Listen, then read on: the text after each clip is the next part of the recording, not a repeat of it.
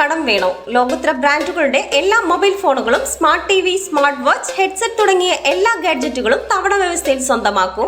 ജ്യോതി mobiles, Eroor. പണയം വെച്ച സ്വർണ്ണാഭരണങ്ങൾ തിരികെ എടുക്കുന്നതിനെ ചൊല്ലിയുണ്ടായ തർക്കത്തെ തുടർന്ന് ഭാര്യയെ കുത്തിക്കൊലപ്പെടുത്താൻ ശ്രമിച്ച കേസിൽ ഭർത്താവിനെ പോലീസ് പിടികൂടി. ഏരൂർ മണലിൽ കല്യാണിമുക്കിൽ നന്ദനം വീട്ടിൽ നന്ദകുമാറിനെയാണ് ഏരൂർ പോലീസ് അറസ്റ്റ് ചെയ്തത്. വ്യാഴാഴ്ച ഉച്ചയോടെയായിരുന്നു സംഭവം. നന്ദകുമാറിന്റെ ഭാര്യയുടെയും മകന്റെയും സ്വർണ്ണാഭരണങ്ങൾ ഇയാൾ പണയം വെച്ചിരുന്നു. ഇത് വേഗത്തിൽ എടുക്കണമെന്ന് ഭാര്യ സിമി ആവശ്യപ്പെട്ടു.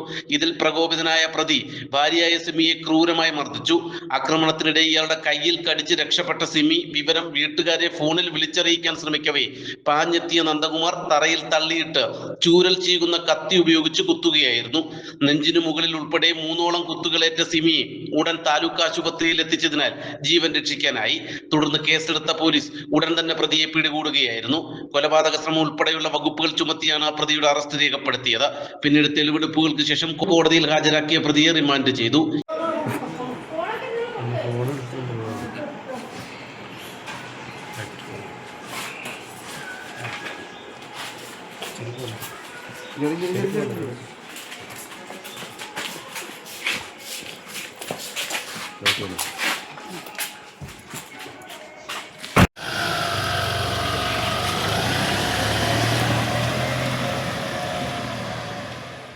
Eroor SHO VS Ajeesh, sub inspector Kiran Sasidharan, police ഉദ്യോഗസ്ഥരായ നജീം, അക്സർ, രാഹുൽ എന്നിവരുടെ നേതൃത്വത്തിലുള്ള പോലീസ് സംഘമാണ് പ്രതിയെ പിടികൂടിയത്.